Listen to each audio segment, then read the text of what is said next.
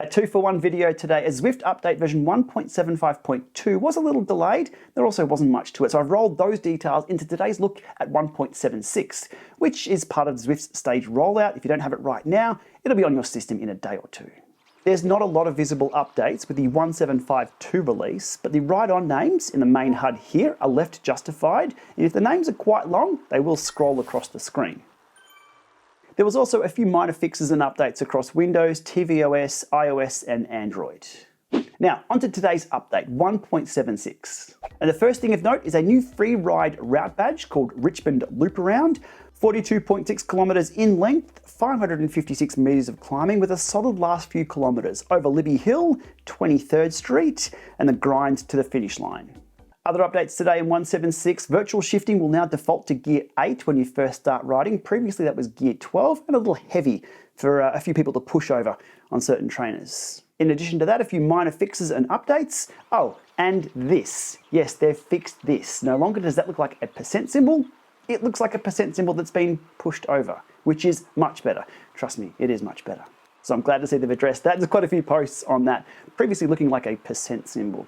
Now, within the last 2 updates of Zwift, there's a ton of things happening behind the scenes, under the covers that we haven't quite seen yet. These features will be enabled, released, or unleashed outside of these point releases. There's some things for hardware integration, and there's some things for the software as well on the Zwift side of things, which will impact all riders. Now, as soon as they're green lighted, I'll cover them here on the channel, so do stay tuned, hit subscribe, do all the things. But beware, there's a little more in these updates than we are seeing. Okay, now onto the big one. Tour of Watopia starts today. Always a very, very popular event every year on Zwift. There's 5 stages, tons of ride options and events happening around the clock for the next month or so.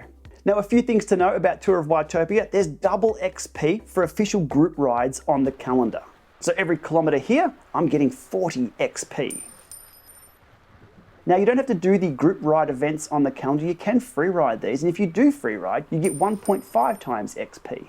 So it is possible to do this tour on demand and still get a little bit of reward there. And one thing of note, you don't have to race these events either. There's always going to be someone else out on course to roll turns with as you collect XP at an accelerated rate, tick off the stages, and unlock rewards along the way. Now this morning I set out for an easy ride. That lasted until about 8 seconds to go in the starting pens. Now I was soon OTA from the front bunch, but found some friends along the way to roll some turns with and be rolled by on the push to the line. Either way, double XP all the way, then 1.5 XP for my cooldown and a solid workout, all before 10 o'clock on a Wednesday morning.